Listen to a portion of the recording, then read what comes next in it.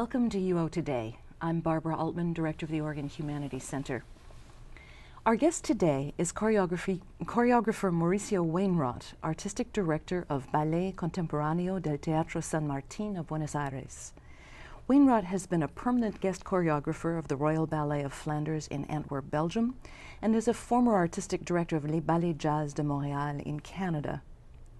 More than 40 companies across the world have premiered Wainrot's nearly 50 original dance works, including the Juilliard Dance Ensemble in New York, the Hildesheim Staatstheater in Germany, the Royal Winnipeg Ballet in Canada, the Grupo de Danza Contemporánea del Teatro San Martín in Argentina, and many others. Wainrot is Jewish. He was born and raised in Argentina.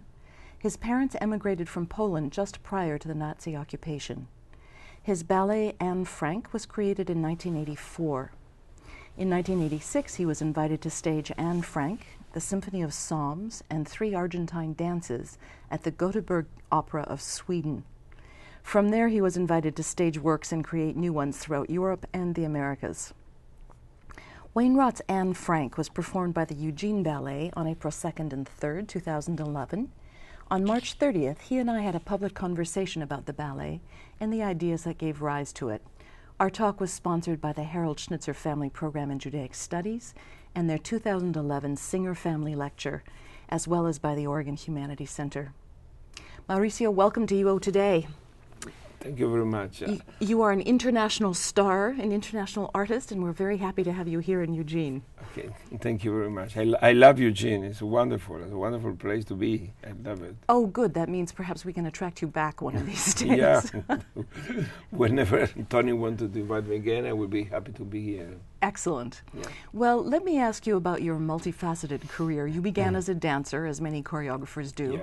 and there's a charming story about your love of dance when you were a little boy. Would you mind telling that story one more time? Yes, of course. Well, since I remember, I wanted to dance, and I think it's this love for dance started with my mother, because she was singing and singing and singing, and then she took us, my sister and myself, to see a lot of musicals, a lot of Jewish musicals. In Buenos Aires at that time used to be 3 different theaters that they play musicals done in Yiddish. And this was one of the reasons, and the other one was all the film by Fred Astaire, Ginger Rogers, and Gene Kelly that I saw when I was a child.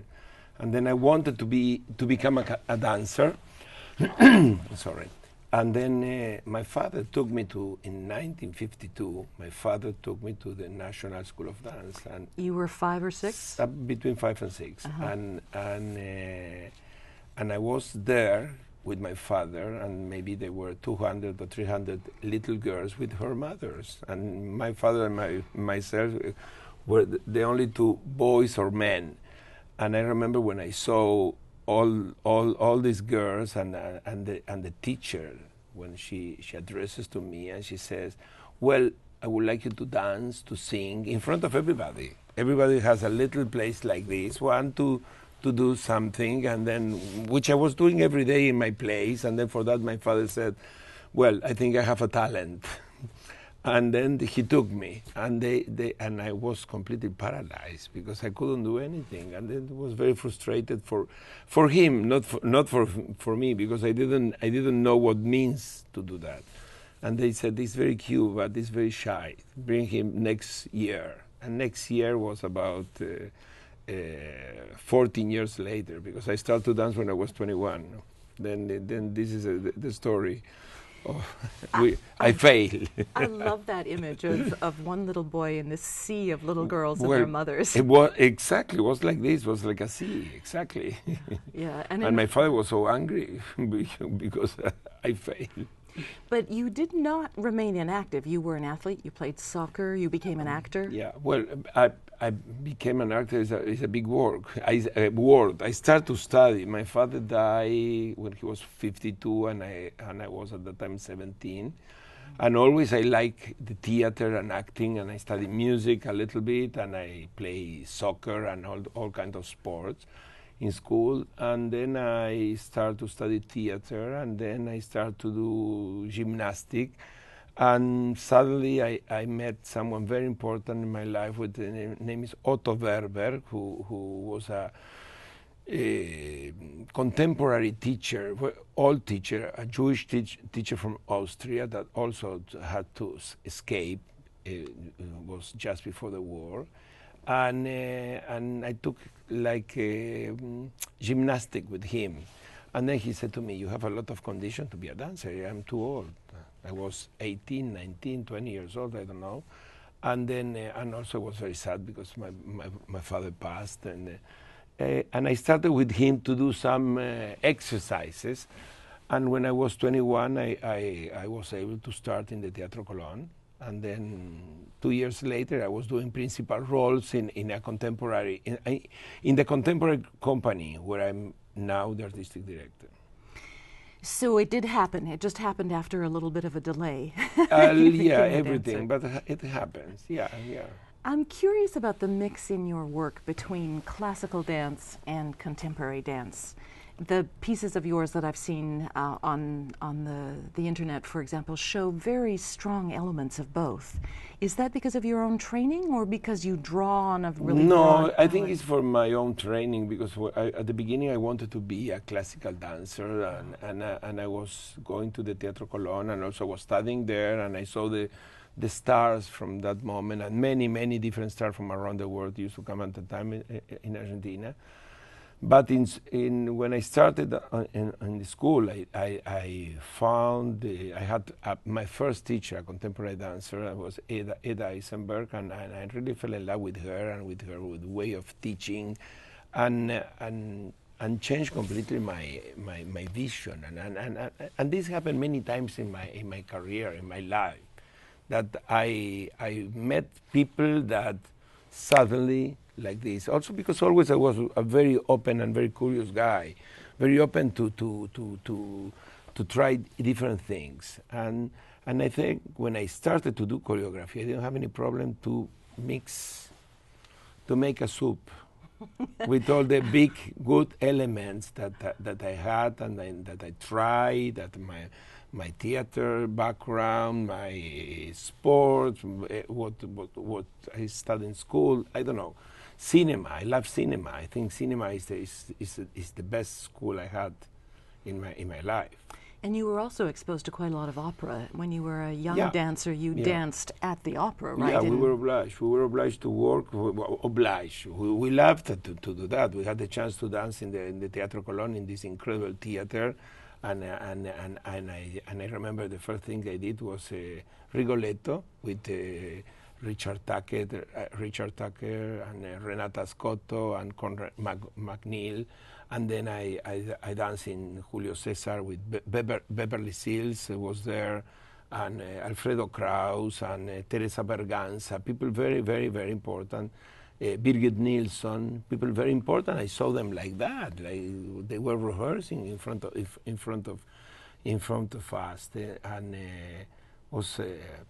We were very lucky to have this kind of chance, and this was not something that happened once. Every week we have this kind of a relationship. You know? So does that really rich cultural background of yours influence how you train your own dancers in your school? In my company, I don't teach anymore. I used to teach a lot, but now since almost 20 years, I don't do that anymore because I don't have time. We have a school and there is an artistic director, but when we hire the students for the school, I am there. And the school is also handed, it's free, but it's paid by the government. But it's a very little school. We have about 80, 90 students.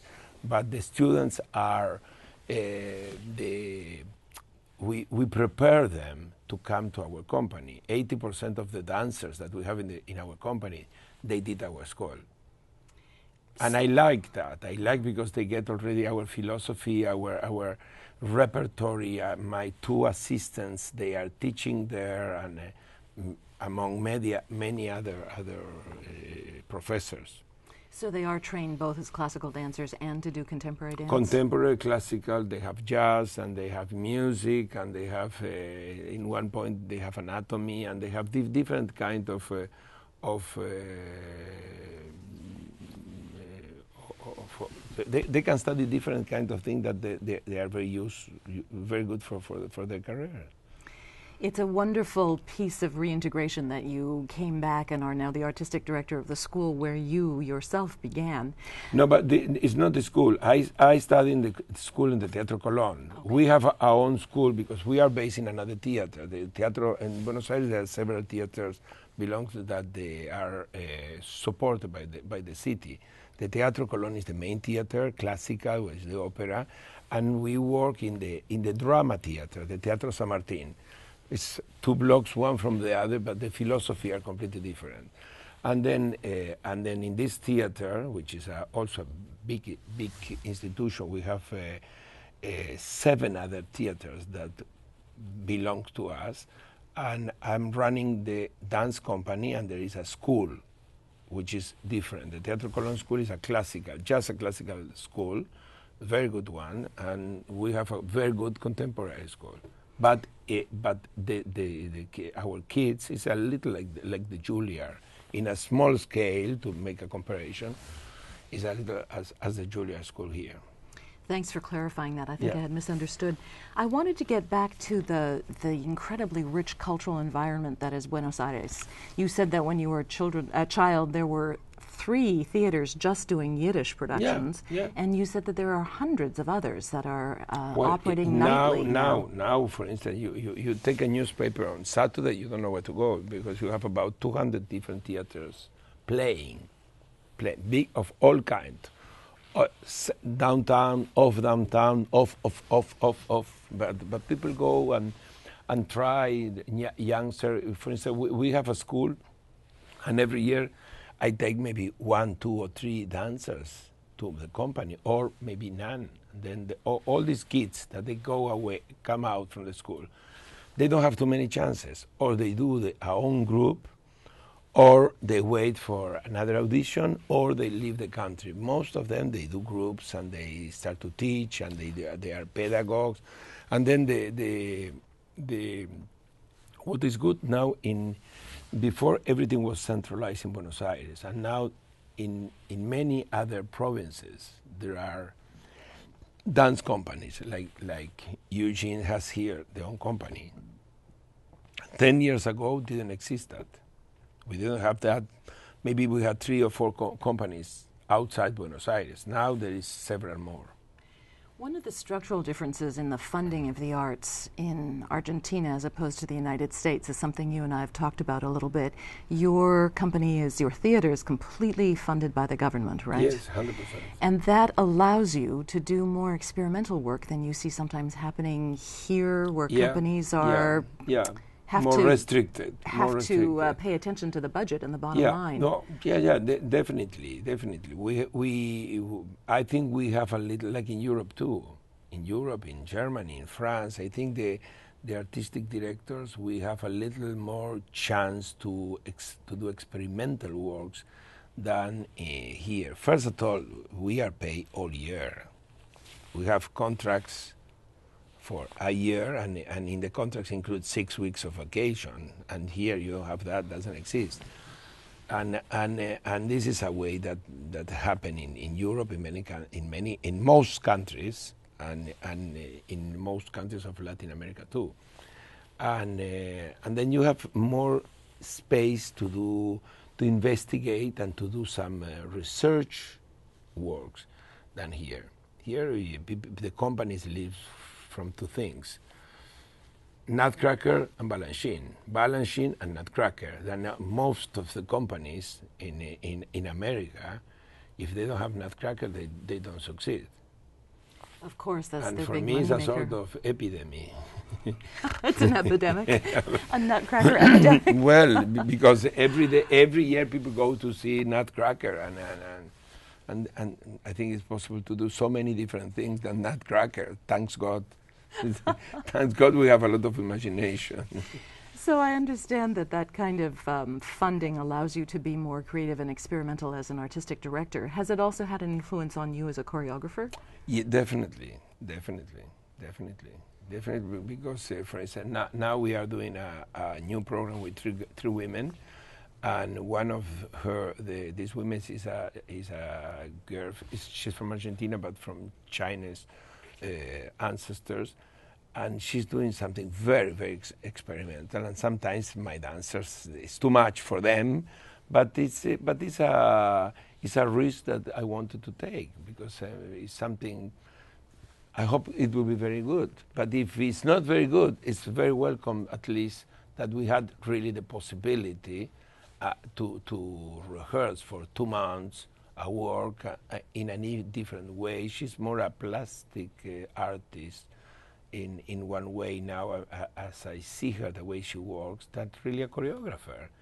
But she's a choreographer too, because I remember I saw many of her works and I liked them very much, but I didn't know the process. And the process is very difficult for the dancers, and it's maybe maybe with small companies, even here you can do it. You have 5, 6 dancers, but I have a company of 30 dancers. And she is doing this work with 14. And I was just today I had a talk about that because some of the dancers, they're complaining about the improvisation and they're working with sticks and sometimes can be dangerous, but I think it's very good. This is risk is part of our work, and I think risk is part of our life. One of the other ways in which you push your dancers in ways that depart from classical dance is that you do lifts, for example, men lifting men, women lifting women, as well as the classic man and woman pair. Yeah. So your dancers are always pushing to learn something new, it sounds. Well, I think this is one of my signatures, that there is the partnering is always difficult, and I think, but audience doesn't notice it's difficult, which is then I think. And I like very much to see dance with men and dance with women, and not just the classical pas de deux, and what means sometimes can be violent and sometimes not. And it's important because when the dancers, they start in our company, it's always very difficult for them. One of the most difficult parts is just the partnering. But maybe you saw in Handel Messiah, the ending. There is a big group of 12 couples, and the partnering is very difficult, especially to make them dance together. It's not an easy partnering. Yeah. But indeed, in the pieces I've seen, it's done so flawlessly that it looks effortless. Which is, of course, but also maybe, I'm sorry. You maybe also what I like very much is Carmina Burana too. Carmina Burana at the beginning and in the ending, which also you can find on the internet. And it's really strong, really strong, and you see the partnering there too. I wanted to talk a little bit about Anne Frank, but also about the bigger themes that you come back to. You've choreographed almost 50 works now.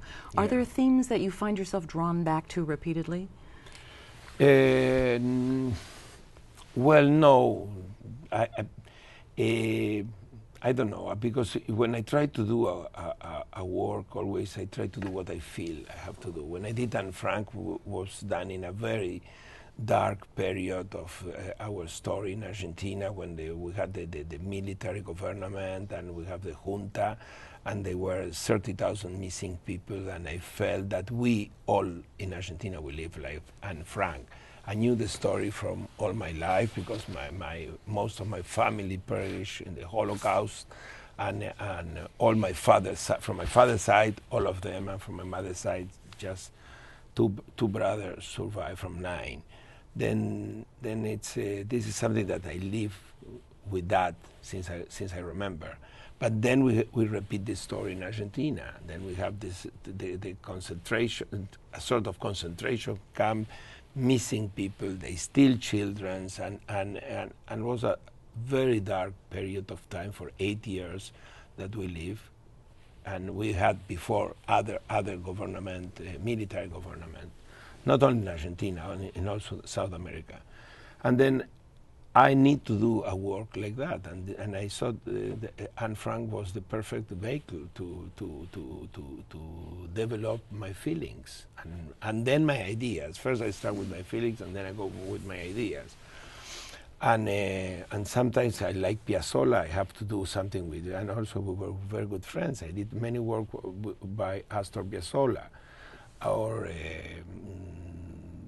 I don't. 3 years ago, I did Shakespeare Tempest, which I think is one of my best works, and it's so strong too. Then it's I changed subjects, but it's because I read, or because I saw a film, or because I saw the news, or because someone asked me. For instance, I never wanted to do Carmina Burana because I didn't like very much the music, but really because I didn't listen carefully on the music. And when I was working in Belgium, I did 11 works for the Royal Ballet of Flanders. Robert Denvers is he's a great friend. He was the artistic director. He said, "I would like you to do Carmina Burana." I said, "No way, I don't like the music." He said, "Well, please try it because we have a tour in Germany and in Holland next year." Then, just because I wanted to please him, which I don't do it very often in my work, of course, unless really I like the music.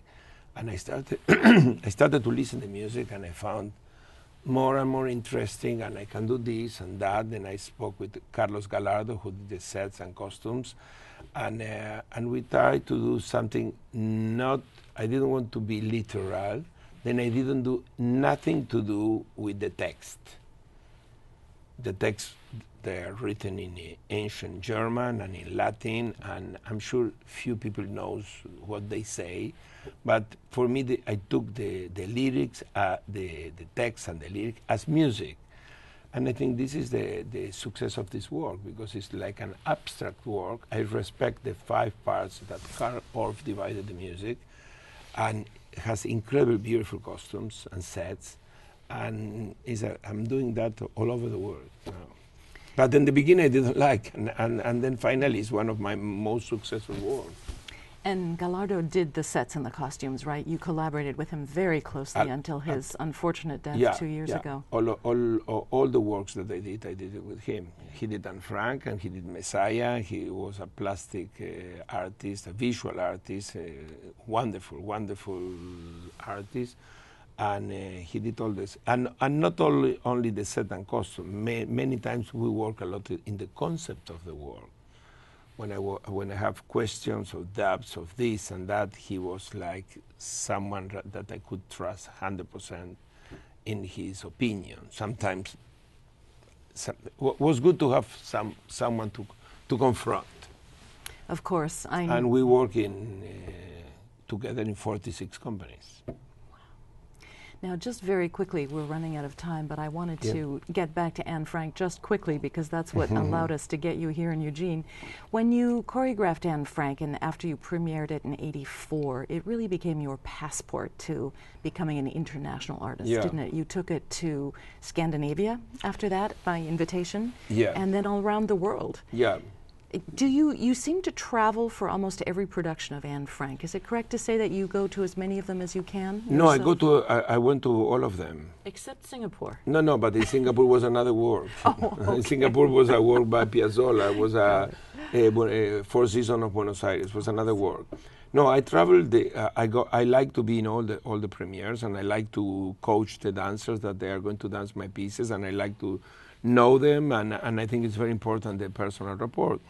And Anne Frank was premiered in, this is the 13th company in the world that that premieres Anne Frank. And we did it in Buenos Aires after the end of the military government. It was a huge success. Then we did it in Gothenburg, and then we did it in Wiesbaden, and I did it with the Royal Ballet in Belgium. And I did it in the English National Ballet in London. Was extraordinary, well done.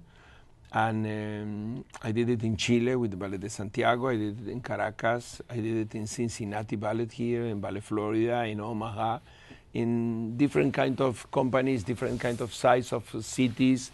And I think it's wonderful that now people from Eugene can see the same work that I premiered in London.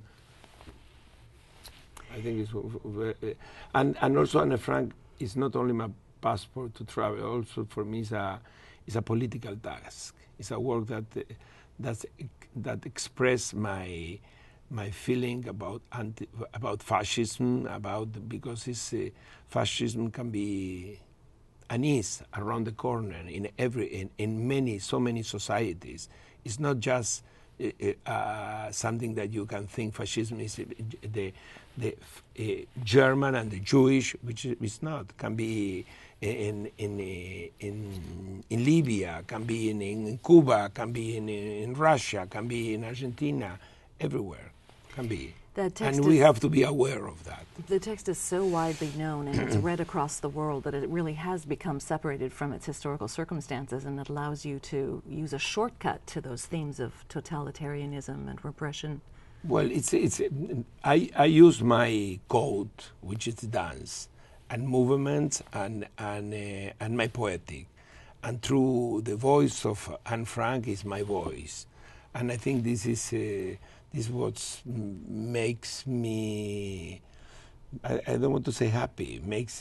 Is a reason to do this work. It's fulfilling, I would think. Yeah. Yeah. I feel like that. One last question for you. Has the ballet changed any? Has it evolved in the 27 years since you first premiered it? No. It was done by hundreds of different dancers, and I keep the same choreography. Maybe there are little changes that every dancer does for personality, and I think it's okay. But it's I don't want to change. It's like that. We're going to have to end there, but I'm glad to end on the note that we in Eugene will be able to see more or less the same production as you first premiered it in '84 in Buenos Aires. Exactly. Thank you for your time. It's been a true delight. Thank you, and thanks to the people of Eugene to have me here, really. It's been a pleasure, and we'll get you back. Yeah. We've been speaking with choreographer Mauricio Wainrot, artistic director of Ballet Contemporaneo del Teatro San Martín of Buenos Aires. Wainrot's Anne Frank was performed by the Eugene Ballet on April 2nd and 3rd, 2011. On March 30th, he and I had a public conversation about the ballet, and our talk was sponsored by the Harold Schnitzer Family Program in Judaic Studies. It was their 2011 Singer Family Lecture, and it was also sponsored by the Oregon Humanities Center. Thank you for watching, and see you next time.